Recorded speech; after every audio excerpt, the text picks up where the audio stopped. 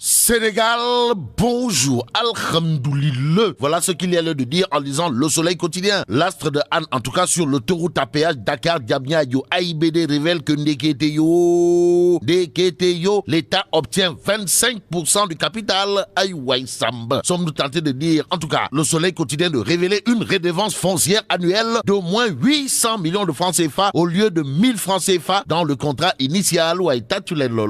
D'où l'information à lire en appel à la une de Tribune, le journal du groupe des médias, en tout cas sur l'actionnariat, à 25%, soit 800 millions de redevances annuelles, révèle enfin, enfin, le taureau paye le Sénégal. Y a-t-il lieu de faire du tourpi fait mbote? En tout cas, le Témoin quotidien semble dire non. Le quotidien trentenaire piloté par Mamadou Oumar Ndiaye, alias Grand Mon, d'indiquer autoroute à péage Dakar, AIBD, compte des concessions mineures. Eiffage prolonge sa concession. Que retenir autour justement de cette information relative à l'autoroute à péage Dakar-Diamniadio avec la concession de Eiffage à l'État du Sénégal, sinon du bol d'off, pour ne pas dire du Nyamumbam. Au regard de ce que révèle le Témoin quotidien, le journal en tout cas renseigne en échange de l'entrée de l'État dans son capital à hauteur de 25% et d'une augmentation de 800 millions de sa redevance domaniale, le groupe français obtient une prolongation de 5 ans, Nahembaï ou pas. Bon, retenons ce que révèle l'exclusif à sa une, à savoir renégociation de la gestion du péage, du gagnant-gagnant. Pourquoi du gagnant-gagnant?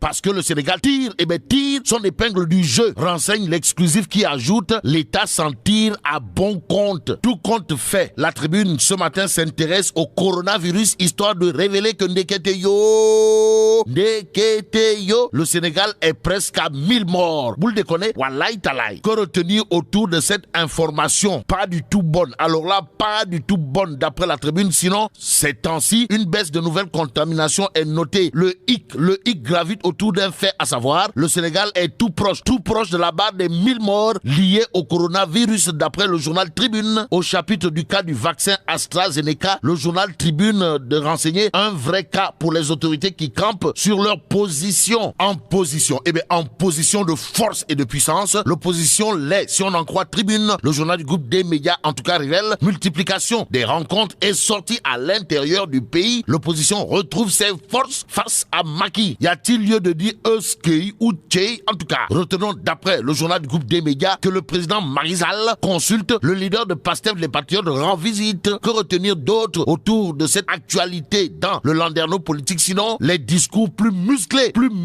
et sortis d'une longue hibernation, renseigne Tribune. À cela s'ajoute d'après le journal du groupe des médias un Khalifa Sall qui bande les muscles, et l'observateur l'obs de révéler position tranchée malgré la décrispation. Macky Sonko, le battement du cœur, le président arrimé sur ses principes exclut toute pression, renseigne l'observateur l'obs. Le journal par ailleurs d'indiquer l'opposant promet une deuxième vague dévastatrice au pouvoir, et ce que peut Khalifa Ababakar Sall est révélé dans Direct News, le journal, d'afficher les propos de l'ancien maire de Dakar et patron du mouvement Tahaou Sénégal, en l'occurrence qui dira billahi wallahi tallahi, il faut nécessairement respecter le calendrier républicain et par la force dans les mbam. Même si les mbam gat no waisi djurgi lo bok, restons avec Direct News qui parle de Bamba Ndiaye, vice-président du parti PLD Ande Soukali. En tout cas, l'homme de dire que ouais, il nous faut une union sacrée pour défendre la paix et la démocratie. Oui, mais loin des Sambata Ndiaye ak Mademba. Critique les. En tout cas, à la une du quotidien, on peut lire il dit candidat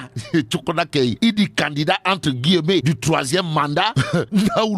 En tout cas, critique parle de respect des exigences et libération des 120 détenus, histoire de révéler que Sonko agite la seconde vague. D'où le titre qui barre la une de Sud Quotidien. En tout cas, le quotidien du groupe Sud Communication de révéler consolidation de la démocratie et de l'état de droit vers un bloc de l'opposition. Sera-t-il question d'un bloc bloqué? Pour l'instant, retenons ce que souligne Sud Quotidien, à savoir Ousmane Sonko trace la voie, Khalifa Ababakar Sall et compagnie entérine. Suffisant. Suffisant pour le quotidien. Le quotidien, toujours au chapitre du projet d'alliance entre Sonko et Khalifa Sall, semble indiquer que celui qui ne verra que du feu dans cette histoire, c'est Nyangal National, et c'est Nyangal National. En attendant de voir, pour ne pas croire à un projet d'alliance Lambigolo. Retenons ce que révèle le quotidien à savoir front contre Macky. Passons à l'évidence quotidien qui reparle de la suspension de son signal lors des manifestations, histoire d'indiquer que des médias servent une mise en demeure au CNRA.